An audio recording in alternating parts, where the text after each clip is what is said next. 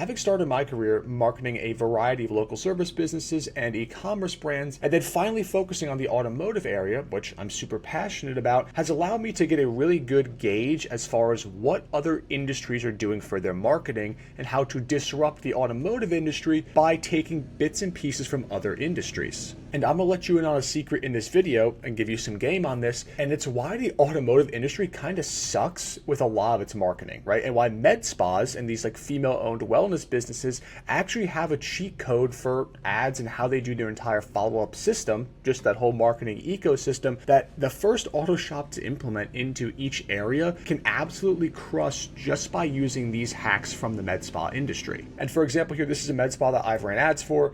Absolutely crushes. They clean up with Facebook ads. I mean, look at this. We're almost at 4,500 leads here on the website. And this stuff, I mean, this business is cranking. We've spent like, 90 grand on ads here. They do an amazing business. So what can we learn from them and how can we apply it to the auto shop industry? It's specifically diesel shops, ceramic coatings, whatever it is. So here's what most shops can learn from med spa marketing, right? So these female med spa businesses, right? Number one thing they do very well, intentional follow-ups. They are the king and queens of following up with customers intentionally, like personalized follow-ups, actually reaching out to somebody, trying to understand why they're trying to come there and actually giving a shit and caring about them. That's something the wellness industry does very well and the auto industry lacks in. They also put really high effort into educational content around the services. Why XYZ service can help you smooth your skin and take years off your life, or not years off your life, years off your like your visual age. They do that very well.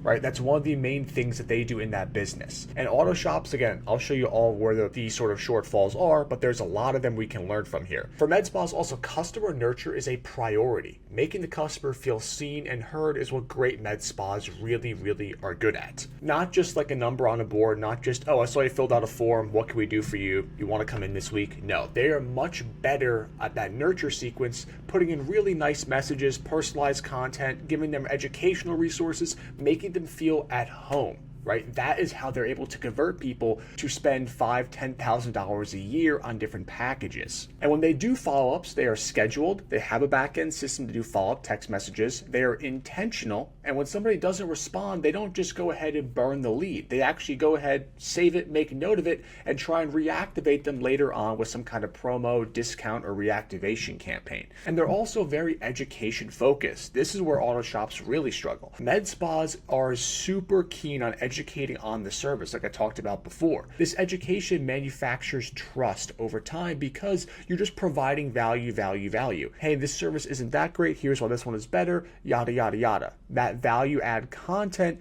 builds that trust over time. With auto shops, what we typically see is this. There's lots of spammy follow-ups. Oh, we only have 2 shops open in the Bay this week. Come bring your truck in. That stuff is very rampant in the industry, and it's really not that effective for a lot of customers. A lot of content's just low effort. Like med spas put a ton of time and energy into their marketing sort of thought process, whether it be the social media content they create, how nice the website looks, how that customer experience is. A lot of auto shops just do the bare minimum because they assume you're going to have to take your car to them, right? They just assume your stuff's broken, you're going to take it to us, which is the wrong way to think, because if you're operating like that, it may work for a little bit, but the second a shop comes in, and I say this all the time, and starts doing things the right way, where they actually care about the customer, care about the content, care about the customer experience, the entire funnel, they are going to wipe the floor with everybody else. Also, a lot of shops just don't do customer nurture well at all, right? A lot of shops will go ahead, see a lead come in, text them once or twice, and that's it. They never talk to them again. They mark them down as not needed,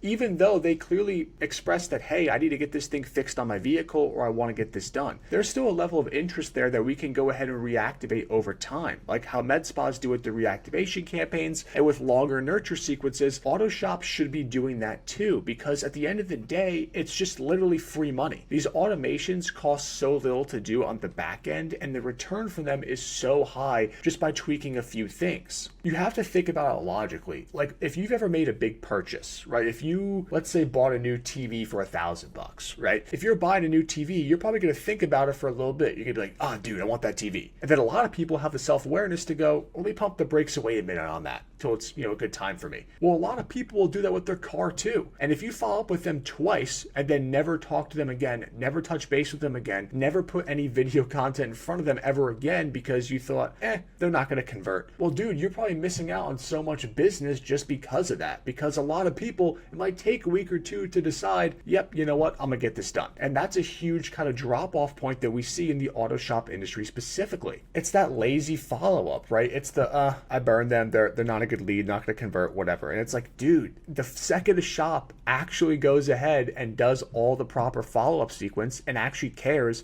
and tries to even educate the customer after on that follow-up sequence, you're done. Like they're going to gain so much market share on you if you're not doing this stuff. And then generally too for shops, there's just like no education component and very little trust building on a personal level. Now showing your Google reviews if you have good ones is a great start, but like in-shop content, videos of techs working on stuff, explainers of how you fix something, all those kinds of things, a lot of shops just go ahead and don't do that, right? They'll just go ahead, show Google reviews and that's it. Well, let me tell you something. The shop that has 80 Google reviews that are 5 stars versus the shop that has 35 Google reviews that has 5 stars and the 35 review shop has a bunch of awesome video content of trucks getting worked on, customers being happy after leaving. That's honestly a much better content strategy and strategy for growth than just relying on the Google reviews alone. When we run ads for shops, just so you know, about 50% of people on Facebook will go ahead and check out their organic social media profile first, which means that about half of the people are going to go ahead and look for that social media videos to see those, to then probably go to Google and check your Google reviews to go ahead and make a decision.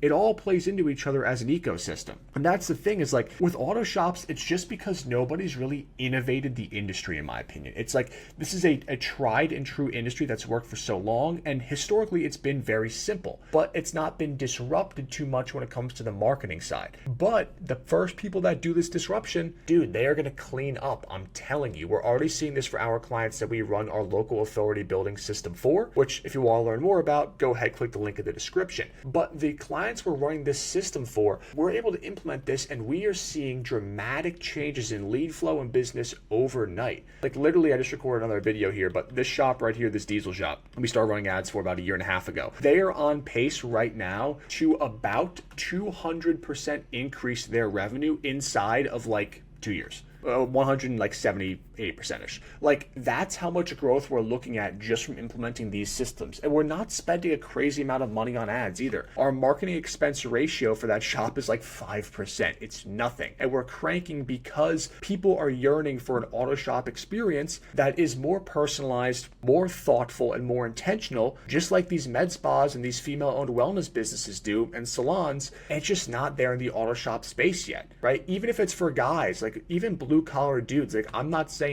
text them and be like, hey honey, is there anything we can help you with? But what I am saying is like, dude, just being a real person and providing value and trust across this whole funnel and being intentional with follow-ups, actually caring and actually providing value to them, the conversions you're going to see are going to be night and day, right? And even in the med spa industry too, like it's more common here. And still, not everybody does it. But in the auto shop industry, it's like nobody. And like I keep saying, the first shop that does this intentionally, it will be a night and day difference for other shops. Again, think about it this way. If I go ahead and fill out a form for the same shop, there's 2 shops, right? I fill out a form for the same work. I get a price quote back from both of them. Shop A, the price quote is 8%, 10% higher. But along that time, they texted me more, they kept me more up to date, they called me, they sent me video resources for education on why I should choose their shop, and also maybe some questions about the service or something they answered. Versus the other shop, which is 8 to 10% cheaper, they did 1 follow-up text, 1 call, and then nothing else. Even though they are 8 to 10% cheaper, a lot of people are still going to go ahead and jump for the shop that's a little bit more money because they gave them those warm and fuzzies in the funnel. That is what the med spas are great at, and that is what the auto shops can learn from. So I hope you found this video useful. useful. It's a bit of a different type of video than I'm used to making, but I felt that kind of cataloging my experience here, this is definitely something that shops need to know and just kind of have on their radar, is looking across industry, because I think this industry operates a bit in a vacuum as far as like what has worked historically versus the disrupting, where we could take stuff from another industry and implement it here. And again, if you want to use our local authority building system for your business to see how we can help scale your shop, all you gotta do is go ahead, click the link in the description, and go ahead, fill out the form, and book a call with me. Otherwise, I'll see you all next time.